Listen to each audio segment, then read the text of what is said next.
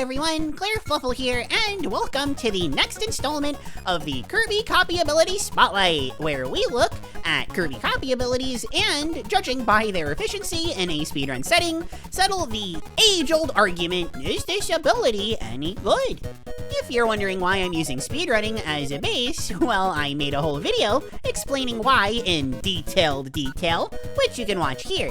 For the fun part, for the next spotlight, you can vote in the comments for what the next spotlight will be. Just leave the ability you want to see down there before the deadline of February 15th, and your vote will be tallied. Wowza! Not only that, but if we can get this video to 250 likes before then, you'll get the next spotlight a whole week early. That's an even bigger wowza.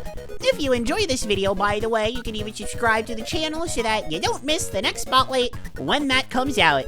Speaking of spotlights though, since you clicked on the video with spotlight in the name, all that jazz, we've got a bit of a combo pack today. Not one, not two, not three, but 4 whole abilities to cover. These abilities, similar as they are on the outset, are all quite different from each other, especially when getting down to the specifics. Still, none of them have appeared in too many games, and doing things differently, 2 episodes in, is always fun, right? So us says, hey, what the heck, let's just do it. The main element tying all of these abilities together is that Kirby needs to grab an enemy or object in order to do anything crazy. The actual name of this grab can vary, but my favorite is when its name is grab. We've got some real jokesters at HAL, everybody. Once you successfully grab an enemy, what you can do with them depends on the ability. With throw, you can use throw to throw enemies. It's very easy to see all 3 of Suplex, Throw, and Wrestler are about grabbing things and bringing the pain. Oh, and backdrop too, I guess. Don't expect much on backdrop in this video, but yeah, it sure is there. You know, that's mean. I'm being mean. I don't want to be mean. Let's actually start with backdrop. In Adventure, well, if you know anything about Adventure, you know the drill. Here, Tornado's in the game and does more damage than backdrop, or really any other ability, ever could. Backdrop doesn't wind up doing anything for movement either, so it's kind of all out of luck. I thought for a second that maybe this glitch that lets you attach an object to backdrop without needing to stand in one place like a doofus might be helpful, but upon realizing that it requires setup and makes the simple act of attacking take even longer than it already does, plus it's so precise I couldn't actually get it in my footage, yeah, not good. Silly, don't get me wrong, but not good. Actually, you know what, while we're here, let's talk backdrop in Nightmare 2, because it isn't much better there. I mean, it is better since backdrop actually does a dash to grab enemies instead of gasping. I mean, I would gasp too if I was as bad as backdrop and was being used. But for backdrop, it doesn't really make much of a difference. You can technically get a slight movement boost if you do a full hop and don't land on an enemy or any other kind of platform, since that auto-cancels it. But yeah, no, that's way too precise. That ain't gonna work, it's just very slow. Kirby can't even dash correctly using this unless you do that auto-cancel, falling on their face after a short while, which kind of renders this whole mobility boost completely useless. It's better than an Adventure for sure. A Tornado will do that by itself, but it's 2 for 2 on backdrop being bad. Sorry, backdrop. Alrighty, with the complete freebie insults out of the way, I promise all 3 of the others are more interesting to talk about than backdrop. It may sound difficult to talk about them, given that, you know, there's 3 other abilities we gotta talk about. Thankfully, the people who voted for these are very smart, because while all of these are headband abilities, there's another thing that they have in common that glues them together. To get things done, you gotta grab. See an enemy, hold them close, watch as the panic sets in their eyes that Kirby's about to go crazy, and let Kirby go crazy. That's just how it be and all. You would think that because you not only have to wait for something to grab in order to do the bare minimum of actually dealing damage, the damage that you would deal would be insanely high. The good news is that, yeah, all of these abilities are very strong in different ways. And while Throw isn't so lucky in this regard, Backdrop, Suplex, and especially Wrestler do have some options while you're waiting for a boss to attack you so that you can attack them. Suplex really only has pinpoint kick where you press down and be in the air, but Wrestler basically has a full moveset on top of being able to grab enemies, so that's fun. Unfortunately, fun isn't enough, and given that we're talking efficiency here, the fates for honestly maybe all of these, yeah, it just wasn't even up in the air. Having to wait for the opportunity to actually deal damage instead of dealing damage is an immediate shot in the foot. You look at a game like Nightmare in Dreamland where they buffed Backdrop. Again, I'm sorry to Backdrop, but the bulk of what you're doing with it is still gonna be just waiting around. And while we'll be talking about Throw in this game specifically later, meaning that I'm not gonna go in a lot of detail, in Squeak Squad, Throw has a lot of similar issues to what Backdrop has. Bosses have very specific quick kills and efficiency strats in that game very high. Throw having to wait around only to not deal a lot of damage, yeah, that is the exact opposite of good. So, okay, this logic stands on paper, but really all I've done is kind of rag on Backdrop. Yeah, what about, say, Suplex? That's a dashing move where the lag at the end isn't really all that high. It's got an attacking move and a bunch of grabs all wrapped into one. Boom, instant recipe for success. Except not really, because for all kinds of varying reasons, Suplex is unfortunately still kinda bad in every game that it's in. Superstar is thankfully pretty simple to explain. This is a game about using abilities that have intense jank to them. Jank in this case basically means how close can you get to one-shotting bosses and or clearing every obstacle the levels throw at you. The resources for the original Superstar are far more scarce than in later games, but you know what else is scarce? Good things to say about Suplex. Actually, no, you know what? I want to be funny. Well, check this out. Bugsy is the mini-boss that gives you Suplex, right? And for some reason, I'm serious here, this isn't a joke, Bugsy is weak to abilities with the fire element. You can one-shot Bugsy anyway because of butts in Kirby Superstar, but because of this weird attribute, Bugsy is technically more forgiving of mistakes than any other mini-boss. And since Bugsy gives you Suplex, KSS Suplex, greatest ability of all time. It's that handshake meme of efficient jet users and casual mirror users shaking hands and agreeing that Suplex is easily the best ability in the series thanks to this fact. Anyway, that's enough being silly for now. I know, hurts me too, but we gotta move on. Suplex becomes a lot more interesting in Superstar Ultra and Star Allies, where you can't do things like clip through walls and kill mini-bosses through their butts. Well, you can actually soft lock the game with Suplex in Superstar Ultra. And that's the extent of what it can viably do. Yes, it's got the pinpoint kick, so it can actually attack without having to grab something. Cool. It still leaves Kirby in a less than desirable position, it doesn't do a lot of damage, and it isn't what I describe as fast. For levels, yes, having this dash, genuinely nice. But you either trip over your feet at the very end, which is slow, or you grab and throw an enemy, which is slow. Either way, you're moving slowly, and you're unable to breeze through the enemies. And yes, this even applies to Spring Breeze, and if you literally can't breeze through a breeze, I'm telling you, there is a problem. Silly wordplay aside, how dare you, this becomes an actually relevant issue in Helper to Hero, where Suplex, or to be specific, again, Bugsy, only ranks 13th out of the 20 helpers. Because you're relying so much on the pinpoint kick, the long and short of how Suplex does here is by asking yourself a simple question. Does the boss jump or move up in any way? If no, you're good to go. If yes, well, that's a mess. Of course, you can grab objects and enemies and stars and more, oh my, but I've described enough times why that's too unreliable. Oh, it's a sad, sad day for Suplex, but for what it's worth, I'd at least say it's better here compared to the OG Kirby Superstar, and not just because it can crash the game. By nature, we kinda have to move up from here, right? No, because Suplex is probably even worse in Star Allies than it is in Superstar. Yeah, forget Ultra. It's worse than the version of itself that can't even Kirby's Adventure Theorem its way through walls. But Star Ally Suplex finds a way, which is strange to say because on the surface, it kind of got buffed.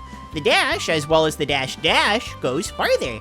With Star Allies itself being an insanely crazy game, the damage of Suplex in general also got buffed like crazy. And what can only be described as a miraculous miracle, if the dash hit of Suplex hits a boss, that actually deals damage now. You don't need to awkwardly be above enemies and bosses to hurt them. Truly, I'm just wrong and ignorant, and Suplex is actually the best ability in Star Allies. Unfortunately, no, I am very well informed, and it brings me no joy that Suplex is probably the worst ability in the game. No viability in the story mode or heroes in another dimension? Check. Among the worst abilities for Soul Melter EX? Check. Among the worst for no piggybacking in guest star allies? Well, actually not check. Ignoring the DLC Dream Friends, it's actually about middle of the pack. And nothing crazy good or like moderately good, but it's certainly okay and not that bad. And that's worth more than anything we've talked about so far. Whether or not Suplex is actually the worst in the game kind of depends on how much you value Soul Melter EX versus guest star allies, since it is passable in the latter and completely useless in the former, but for the sake of the spotlights, I'll call it one of the worst for now and move on. We're only 2 episodes into this thing. I'm not here to make any kind of bonkers statement like that without backing it up. Now, before I stop being such a Debbie Downer about the efficiency of these abilities, or lack thereof, I should answer how these abilities do outside of the bosses. You know, what's their movement like? Do they fare any better in, say, any percent or hundo? Come on, you know the answer is no. I mean, for those specifically, it really shouldn't come as much of a surprise, given it does literally nothing for movement. The Suplex and Backdrop, they have this tragic problem of being balanced. You dash, you move fast, it's great, and then Kirby has to go, whoa! Oops, I messed up, but that's okay! No, Kirby, it's not okay. As for the elephant in the room, or the tiger or whatever, we will talk about Wrestler later. I'm sure many of you are screaming, okay, but what about Wrestler? So just know that, for now, its name is Wrestler. That fact, very life-changing. That said, do things ever get better? Not even good, the bar we're setting is that low. The good news is, yes, they do. Nightmare may have been a nightmare for Backdrop, but for Throw, we're singing a mildly different tune. Very mild as to not upset anyone's stomachs, but still better. For one, Tornado is basically out of the equation here, so that's a good start. For things that only apply to Throw and Nightmare specifically, I could be a meanie pants to Backdrop and no one can stop me, Throw is definitely not bad. Of course, it only has value for boss fights, but the damage it deals is actually pretty strong. This is because the GBA games have this nifty thing where holding an enemy or object or whatever directly onto a boss or a mini-boss, that hold will actually do repeated hits of damage. For what it's worth, this applies to Backdrop as well, but Throw is a lot better since you aren't constantly lunging and dashing around, jumping all over the place when you're attacking. Throw's inhale keeps you in a position that you can control, and the act of throwing doesn't totally ruin your positioning. You can also turn around without moving using Throw, making the act of aiming way easier. Wow, movement actually hurting an abilities' efficiency? What's next? Me begging for you to subscribe to the channel? Please subscribe, I'm starving here. All of that being said, I don't want to fool you lovely, amazing people. Subscribe into thinking that Throw is actually good here, because it isn't. Why wait to threateningly hold something in a boss's face when you can go zappy with Spark, for example? But this is definitely a true step up. The exact same logic winds up carrying over into a game with very similar physics, Amazing Mirror, where Throw is even better due to some small changes that are very notable for boss fights. Namely, you deal hits much quicker, resulting in a lot more damage in a game where bosses can generally take more hits, and absolutely have more complex patterns. You're also given Throw before a boss fight in this game for free, Emote specifically, and while the fight is an RNG nightmare, it's still one of your best options. In recent years, it's definitely become outclassed by Hammer in basically every way for this specific fight, including the RNG, and it doesn't really truly shine anywhere else. Still, I'd say it's very much firmly okay here, not bad. But this might be a bit of a hot take here. Throw may actually be at its best in Adventure. Yes, I'm serious. The biggest plot twist of all time. It actually holds multiple different niches in efficient play for Adventure. Granted, it's not good. It's not Tornado. I don't want to fool you here. But Adventure? It's not Tornado, like I said before, but it's also not like UFO, and it's not useless? I gotta explain myself here.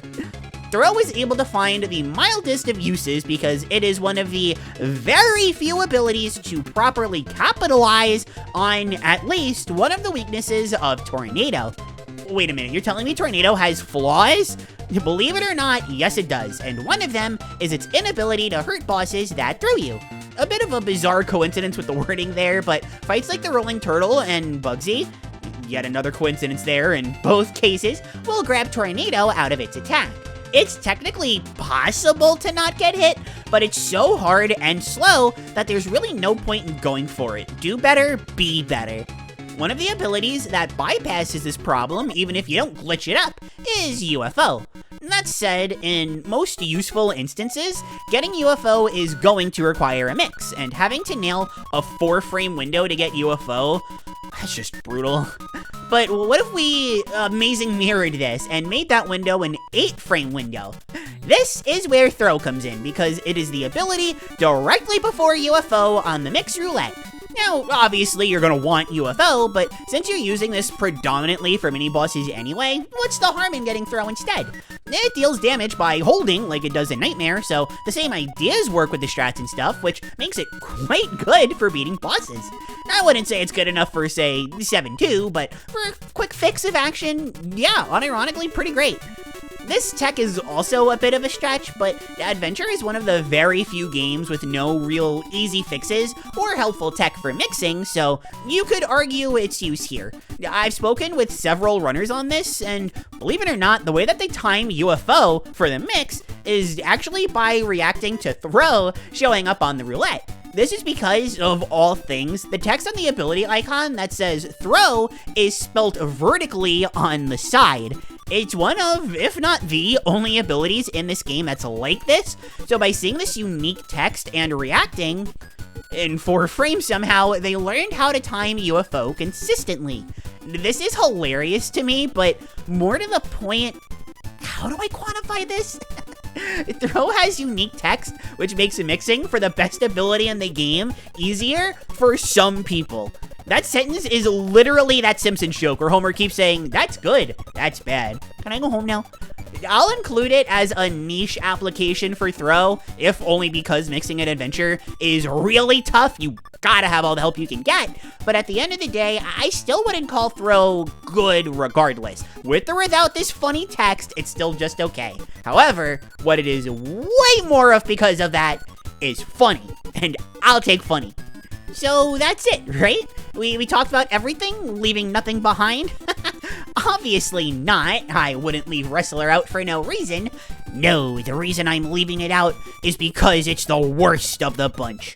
I'm serious, no jokes here. It's the worst at being the worst. Yeah, I lied about lying. Sorry, I'm such a meanie pants, but Wrestler is the only one of these abilities with actual viability going for it. That shouldn't be a surprise given it has so many attacks. But how does Wrestler look at the other zeros and turn itself into a hero? Let's find out. First, those who've seen the Beam Spotlight may remember me saying that for the single-handed mode, easy and normal mattered a lot more than hard and very hard, since they were lower difficulties, making them easier and more consistent, thus having more competition. The whole domino effect, you know?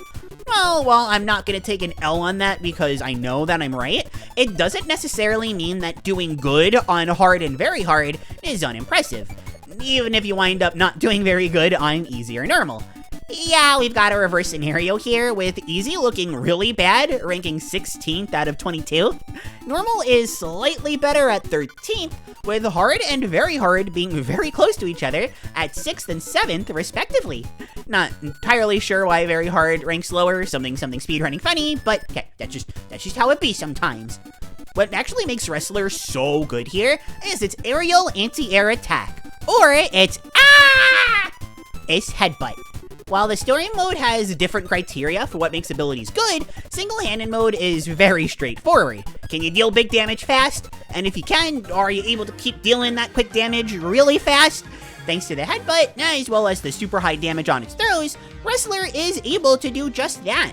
It's kinda nice on the higher difficulties that you're heading their headbutt, and many abilities don't attack directly underneath them very well, but it's also still good for the lower difficulties. Kinda, well, actually not really, it's pretty bad, but being amazing for hard and very hard, very good. But what about the story mode? If you are here for the beam spotlight, you may be wondering why Wrestler is actually good there, given it has no move to benefit from quick charge. And yeah, for chapter 5, it's just pretty bad. But this isn't about chapter 5, this is about something much earlier. See, a story mode speedrun always starts from a fresh save, meaning the only abilities you start with are sword, bomb, and staff. We'll go into detail once we eventually get to these abilities, but sword is the clear winner for chapter 1. For chapter 2, it's largely the same look, except you unlock Wrestler at the very end of chapter 1. Now, the story mode isn't super optimized given the relative obscurity of fighters too. Still, as of the game's recent appearance at K-Star 2024, yep, K-Star is relevant here once again, the discovery was made that Wrestler may actually be way better than Sword for Chapter 2. Granted, it's for similar reasons as what you see in single-handed mode, except now you get damage buffs. Wrestler's headbutt goes from dealing 10 damage to well over 20 really fast, easily out-damaging what Sword can do. And if the headbutt deals all that extra damage, you can only imagine what the throws are gonna do. Just let your imagination run wild. Unfortunately, by chapter 3, you'll have unlocked Hammer, strictly way better than Wrestler for efficient story mode play in every way. And you can certainly argue which part of story mode is the most important. Chapter 5 is the longest, Chapter 4 has the scariest part of the run in the Shadow Kirby fight, Chapter 3 is easily the one you can lose the most time in due to bad RNG, and Chapter 1, well okay, Chapter 1's actually pretty unimportant, so whatever. I think you can still make the argument that Chapter 2 is the most important since it has this killer combination of short length, very few upgrades that increase the odds of you getting higher attack, and multiple boss fights, which Wrestler does very well in.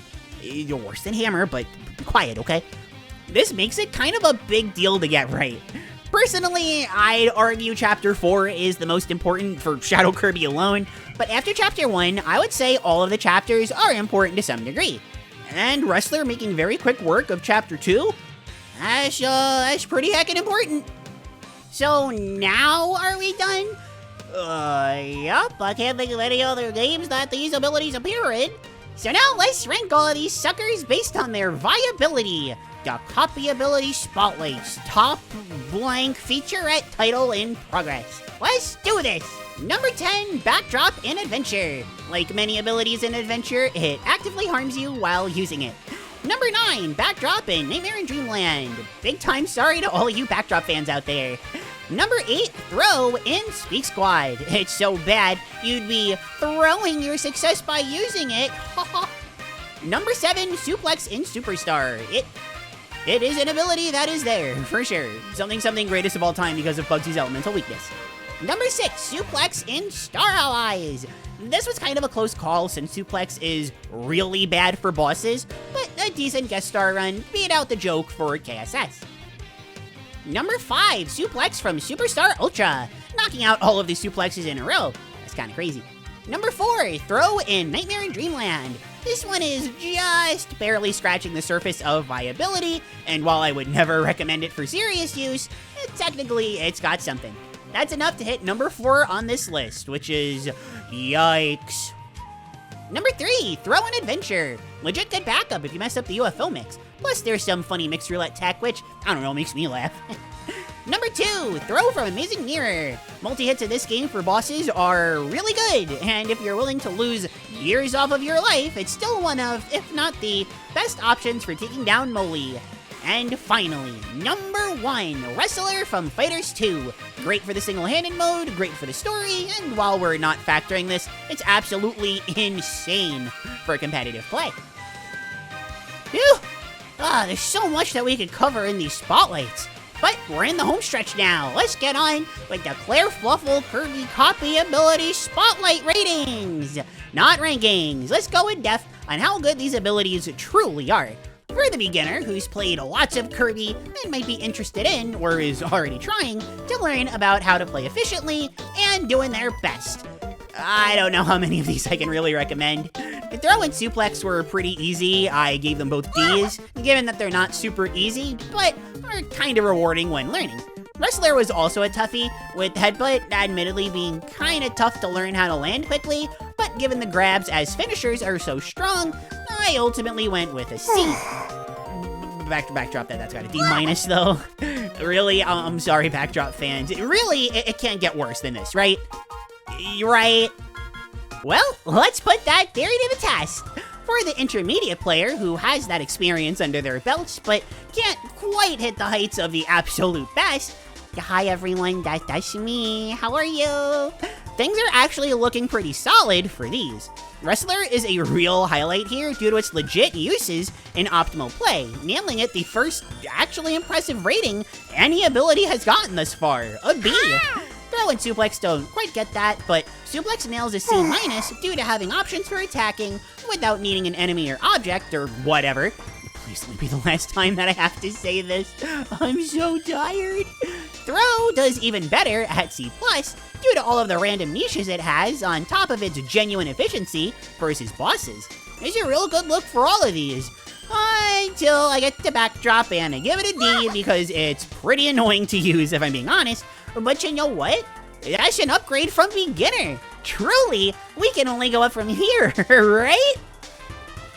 Now, up next, on a casual level, I give Throw, Suplex, Backdrop, and Wrestler a fun out of 10. Finally, for the advanced player, concerned with finding the best of the best things, they don't look great. Throw and Suplex keep their respective plus and minus, but instead of having fun with C's, they get demoted to D's. I was maybe debating F+ on Suplex, but F definitely implies a certain level of bad that I don't think Suplex quite reaches. Wrestler looks a bit better. I gave it a C-, but it isn't the best at single-handed mode and doesn't crush Sword so badly in Chapter 2 that nobody uses Sword in it. The world record run is actually pretty old, so it still has Sword as the ability of choice as a frame of reference. And that's it. That's all of them. No, I'm not forgetting anything. Why would you say that? Fine. Real sorry to the Backdrop fans out there again, but I'm about to drop Backdrop. That doesn't make any sense. The first F. It can deal damage to bosses if your positioning is super on point, so I can't say it's F- material, but it is really bad. If an ability with a dash is strictly slower than Kirby without an ability at all, I think that says more than I need to say otherwise. So now we come to the part of the video I'm sure most of you are dreading. Were any of these abilities actually good? Backdrop, Suplex, Throw? I mean, okay, Wrestler too, but I'm not totally dreading the answer for that one. Look, I never like saying that abilities are bad, especially for ones that I like a lot, but these really haven't given me much to work with. They all look like they'd have something to help them stand out, make them be the best version of themselves that they could possibly be, but no, none of these are good. Well, okay, Wrestler is dummy good actually, but ignoring that one, no, none of these are good. Suplex has movement options, Throw has niche tech, and Backdrop has the color red, so it isn't all bad, but it's easier to list the bad than the good. Abilities that are reliant on grabbing things, they just can't measure up, as well as abilities that are reliant on nothing. Not to get too mathematical, grab splash, I never took these off, but why meet X condition for Y reward when you can meet no condition for Y reward. The exception, of course, like I said, is Wrestler, but I want you to imagine if Wrestler was in a main series game. Once you're done getting excited at that because the ability rules, you'd unfortunately realize it would probably suffer a similar fate, at least for movement 100%. Unlike the others that actually have some bit of hope for boss fights, but it's kind of hard to judge. For now, though, it can take solace in the fact that it's the first grab-based ability in a Kirby game that is actually good. It only took 28 years. Oh my god. Well, with that depressing factoid out of the way, we've reached the end of another Spotlight. Thank you all again, as always, for watching, and remember to vote for what ability you would like to see next. As a reminder, voting ends on February 15th, 2025, so if it's before then, go ahead and leave that comment to vote. And if it's after that date, or you just don't want to vote to show that you're an anarch pup, you like me, tell me what you think about any of these abilities. Were they better than you thought they were gonna be? Worse? Impressed that we had exactly 10 games and abilities to cover and I didn't mention the fact that we were doing a top 10 once? Let me know. And remember to throw your cursor over that like button before suplexing that mouse button to give the video a like, and I don't know, subscribe to the channel. These get hard, okay? If you would like to go the extra mile, please consider becoming a Puptrin on Patreon or joining as a Mempup on YouTube. Both of these things really help me out, especially in this dire, horrifying world that we call YouTube. And if, only if, you can help, I'd appreciate it.